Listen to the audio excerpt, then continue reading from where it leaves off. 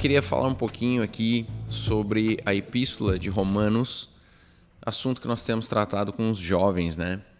Quando a gente lê o livro de Romanos, a gente percebe o apóstolo Paulo, no início do livro já, trazendo a sua defesa como apóstolo, né? A gente percebe isso em outros momentos da Bíblia, onde Paulo parece ser questionado a respeito da sua autoridade como apóstolo, talvez por ter sido, como ele mesmo disse, né, um apóstolo gerado fora de tempo, não andou naquele círculo de apóstolos que caminharam com o Senhor Jesus, mas foi chamado logo após, né, teve uma revelação pessoal de Jesus. Ele fala isso, né, que ele não recebeu o evangelho de homem algum, mas do próprio Cristo. Então, talvez ele fosse questionado por isso. Claro que aqui é um talvez, é uma especulação, não é uma certeza, porque a gente não tem isso explicitamente na Bíblia, mas pode ser. Paulo ele inicia dizendo que foi chamado para ser apóstolo de Jesus Cristo, com uma missão. Qual era a missão? Ele diz pregar o evangelho de Deus. Isso está bem nos primeiros versículos da Epístola aos Romanos, né? Então ele diz: a minha missão como apóstolo, eu fui chamado por Jesus e a minha missão é pregar o evangelho de Deus. Essa era a missão de Paulo. E eu começo esse vídeo, começo te dizendo isso, né? Essa é a nossa missão também, né? Eu posso depois falar um pouco mais sobre isso, mas esta é a nossa missão.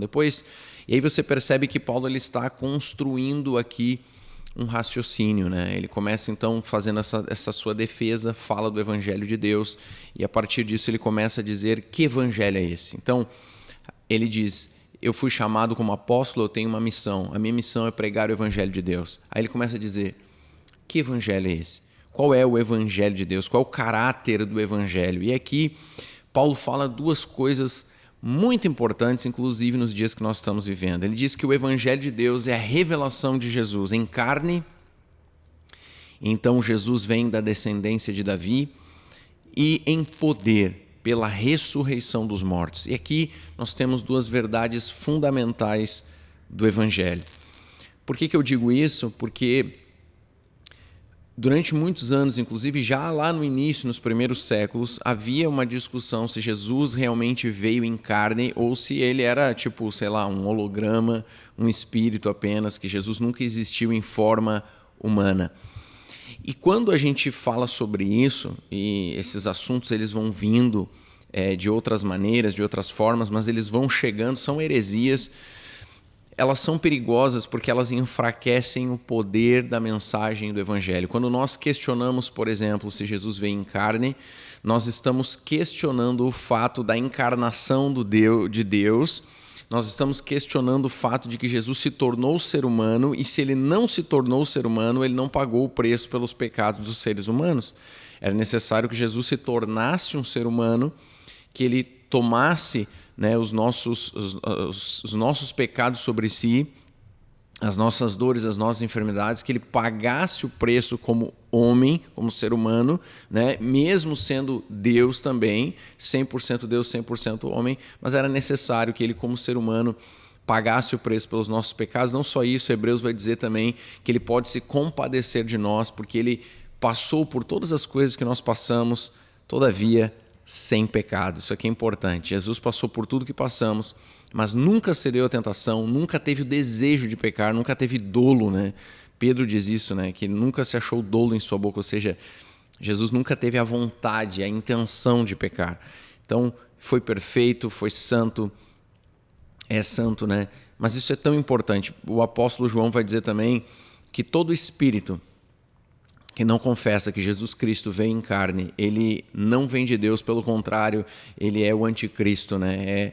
Então, isso aqui é uma verdade fundamental do evangelho. Jesus veio em carne. Eu acho interessante quando o Senhor Jesus ressurreto aparece aos discípulos, ele diz, né, vejam, toquem nas minhas mãos, né, vejam, um espírito não tem pele, não tem carne, não tem ossos. Então o Senhor Jesus prova que era um ser humano de carne e osso. Isso é importante, Jesus veio em carne.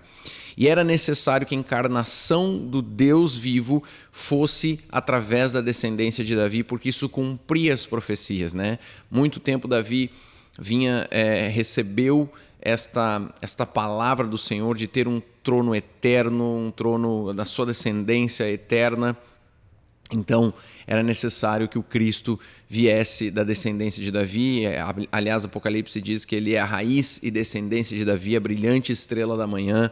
Então, era necessário que em carne Jesus viesse da descendência de Davi. E isso a genealogia resolve. Quando a gente lê, por exemplo, Mateus capítulo 1, a gente percebe ali a genealogia e o Senhor Jesus vindo da descendência de Davi. Então ele cumpre isso. E Paulo está dizendo, essa é a natureza, o caráter do evangelho que eu prego para vocês.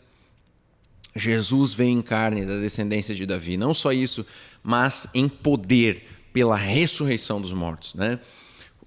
A única pessoa que, por ter vivido uma vida indestrutível, uma vida pura e pagando o preço pelos pecados dos homens, teve a condição de receber a ressurreição dos mortos, né? Ser ressuscitado dentre os mortos, foi Jesus. A única pessoa que conquistou isso. Nenhuma outra religião se tem isso, né? O cristianismo ele é distinto nisso, né? O Deus que se faz homem, que abre mão dos seus atributos divinos, que paga o preço pela humanidade e que recebe poder para ser ressurreto dentre os mortos. Então vence a morte, vence todas as coisas.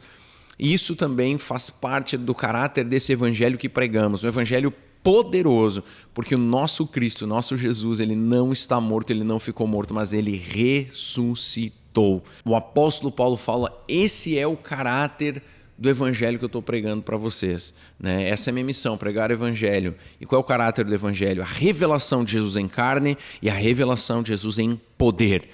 E aí, o apóstolo Paulo vai dizer ali no versículo 16, capítulo 1, 16 e 17, quando ele diz, não me envergonhe do evangelho, porque é o poder de Deus para a salvação de todo aquele que crê, primeiro do judeu, também do grego, e a justiça de Deus se revela no evangelho, de fé em fé, ou do início ao fim se dá isso pela fé, porque o justo viverá pela fé. A revelação de Jesus em carne e na ressurreição dos mortos traz o poder da mensagem do evangelho. Quem crê que Jesus veio em carne, que pagou o preço pelos seus pecados e que ele ressuscitou, ele recebe salvação. Esta é a mensagem do evangelho. Aí está o poder da mensagem do evangelho. Em seu nome, né? No nome daquele que venceu todas as coisas, inclusive a morte, nós temos agora poder para anunciar salvação às pessoas, perdão dos pecados, transformação, mudança de vida, vida abundante. Então Paulo está dizendo, esse é o evangelho que eu prego, um evangelho poderoso, que manifesta a justiça de Deus. E aquele que crê, então, recebe salvação, vida abundante, transformação.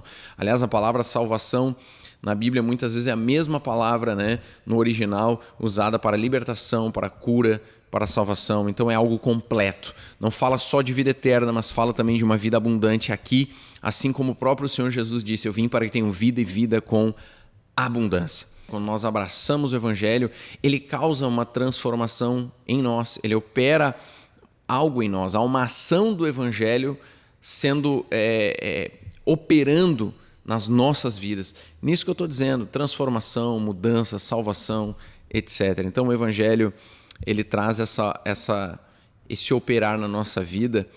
E aí eu encerro te dizendo algo, assim como o apóstolo Paulo iniciou dizendo, eu fui chamado, comissionado como apóstolo, eu tenho uma missão. Qual é a minha missão? Pregar o evangelho de Deus. E aí ele anuncia que evangelho é esse.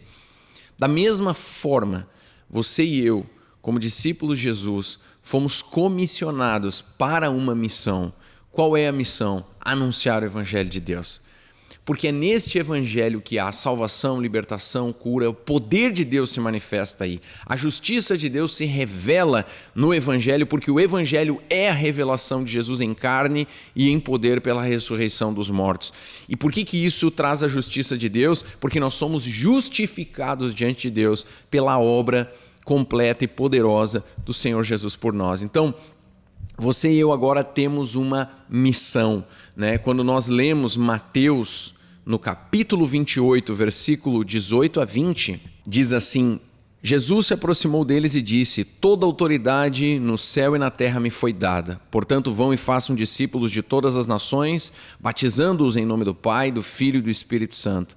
Ensinem esses novos discípulos a obedecerem a todas as ordens a todas as ordens que eu lhes dei, e lembrem-se disto, estou sempre com vocês até o fim dos tempos. Aqui há aquela comissão que nós chamamos, né? O ID, a grande comissão. Jesus está dizendo, agora vão por todas as nações, preguem o evangelho, façam discípulos, ensinem todas as coisas que eu tenho ensinado para vocês. Aqui então o Senhor Jesus nos dá essa comissão, esse ID, esse envio, esta missão.